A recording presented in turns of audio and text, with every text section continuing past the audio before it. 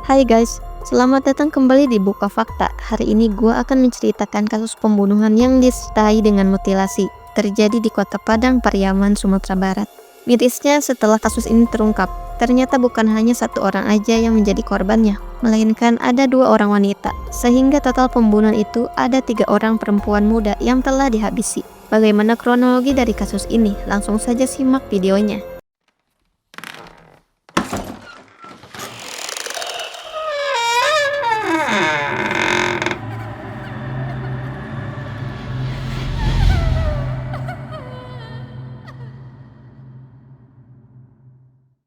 Kronologi awal penemuan ini terjadi pada hari Selasa tanggal 17 Juni 2025 yang berlokasi di aliran Sungai Batang Anai, Kabupaten Padang, Pariaman.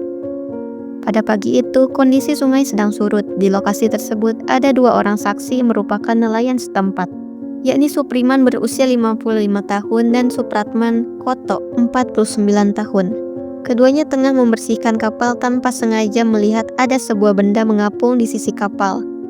Kedua saksi pun mengira jika benda itu adalah boneka. Lalu salah satu saksi mengambil kayu dan mengecek benda tersebut. Sontak saja kedua saksi pun sangat terkejut. Ternyata itu bukanlah boneka, melainkan bagian tubuh manusia. Kondisi ketika ditemukan tanpa kepala, tangan, kaki, dan alat vital.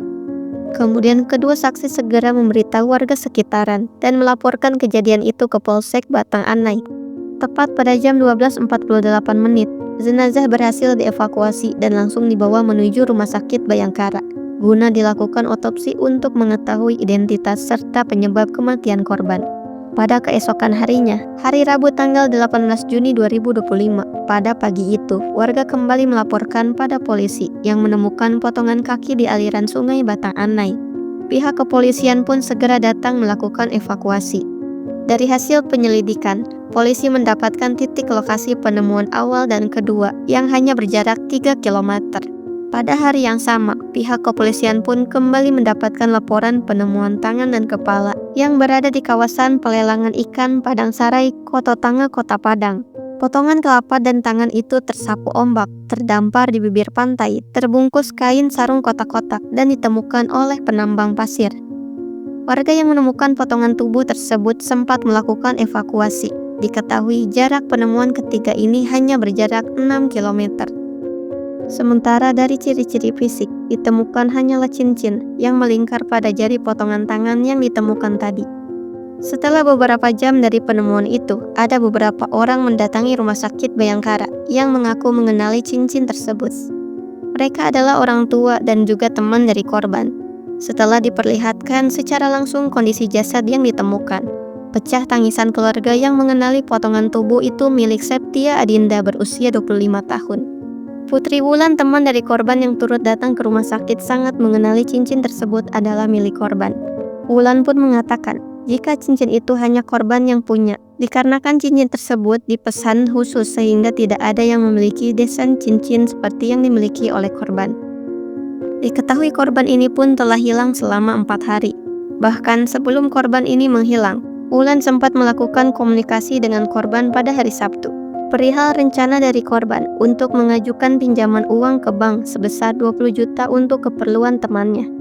Setelah itu, komunikasi pun terputus dan Dinda dinyatakan hilang hingga ditemukan dalam kondisi tubuh yang terpisah-pisah.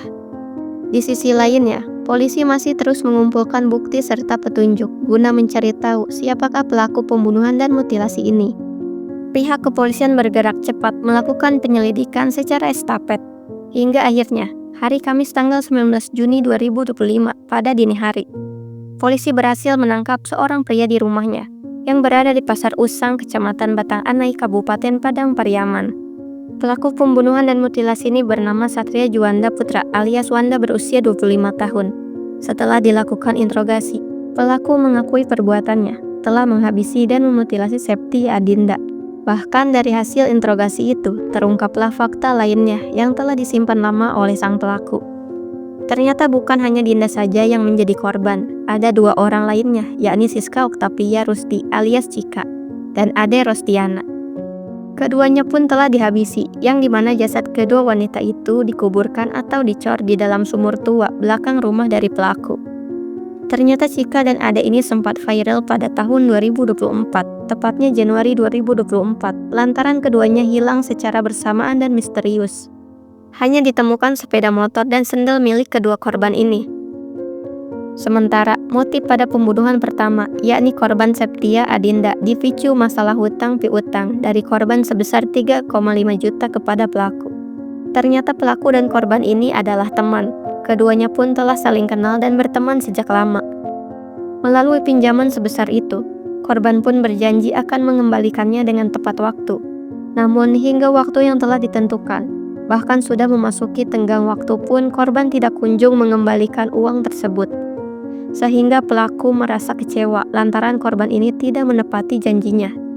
Pelaku yang sudah geram dengan korban lalu mengajak korban bertemu pada hari Sabtu tanggal 15 Juni 2025. Pelaku mengajak korban Ninda bertemu di sebuah kebun kawasan Korong Kapalo Banda.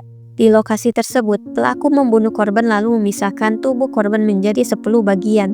Sementara tubuh korban yang ditemukan masih berjumlah 4 bagian. Sisa 6 bagian itu termasuk alat vital korban masih dalam pencarian polisi. Sementara motif pelaku pembunuhan pada korban Chika dan Ade ini lantaran pelaku merasa emosi dikarenakan masalah perselingkuhan. Kejadian pembunuhan dan hilangnya kedua korban bermula pada malam hari tanggal 12 Januari 2024. Ade Rostiane datang ke rumah Chika tujuannya untuk mengerjakan skripsi bersama. Lalu pada keesokan pagi Jumat tanggal 13 Januari 2024 jam 9 pagi, Chika sempat mengajaknya untuk mencuci motor. Lalu kedua mahasiswa ini pergi menggunakan motor bernomor polisi BA4292FE. Sejak dari kepergian itu, kedua mahasiswa ini pun tidak pernah pulang lagi ke rumah. Hingga 11 hari kemudian, pada 24 Januari 2024, motor yang digunakan oleh kedua korban ditemukan oleh petani yang berada di sekitaran kampus MTI Tabing, Kecamatan Koto Tengah, Kota Padang. Saat itu korban Chika ini menjalin hubungan dengan pelaku dan akhirnya pelaku mengetahui jika Chika kekasihnya telah mendua. Ternyata perselingkuhan yang dilakukan oleh Chika mendapatkan saran dari korban Ade selaku teman dari Chika. Hal itu diketahui oleh pelaku setelah membaca pesan WhatsApp antara korban Chika dan korban Ade. Pembunuhan atas korban Chika dan Ade ini diduga dilakukan di rumah pelaku. Setelahnya, tubuh kedua korban dimasukkan ke dalam sumur yang berada di belakang rumah pelaku. Pelaku ini pun sengaja membawa skenario dengan meninggalkan motor kedua korban, lalu menebarkan sendal mereka dengan tujuan untuk mengalihkan perhatian, yang seolah-olah posisi terakhir mereka berada di sana.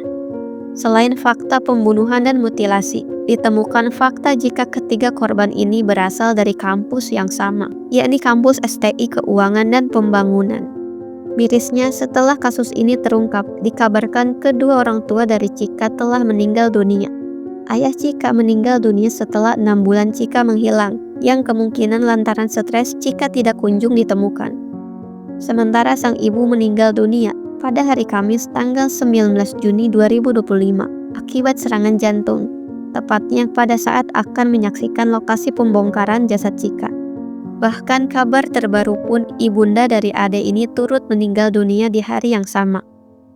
Menurut kesaksian tetangga dari pelaku ini, pelaku bekerja sebagai seorang security di sebuah pabrik bata.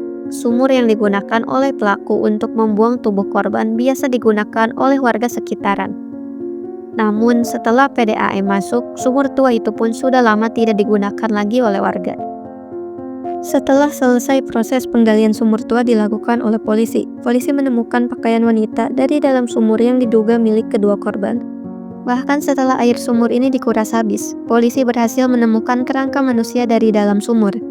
Polisi segera melakukan evakuasi dan melakukan penyelidikan secara mendalam, yang mengakibatkan 3 orang wanita muda menjadi korbannya. Mungkin akan ada bukti dan fakta baru pada kasus ini. Jika melihat kronologi pada pembunuhan, jelas sekali ini merupakan pembunuhan berencana dan pelaku pun terancam pidana maksimal yaitu pidana mati. Jadi, gimana menurut kalian tentang kasus ini? Mari kita doakan semoga ketiga korban diberikan tempat terbaik di sisi Tuhan dan diampuni segala dosa-dosanya. Terutama untuk keluarga yang ditinggalkan, semoga diberi ketabahan dan kelapangan dada atas kasus yang terjadi ini. Terima kasih sudah menonton. Sampai jumpa di kasus selanjutnya.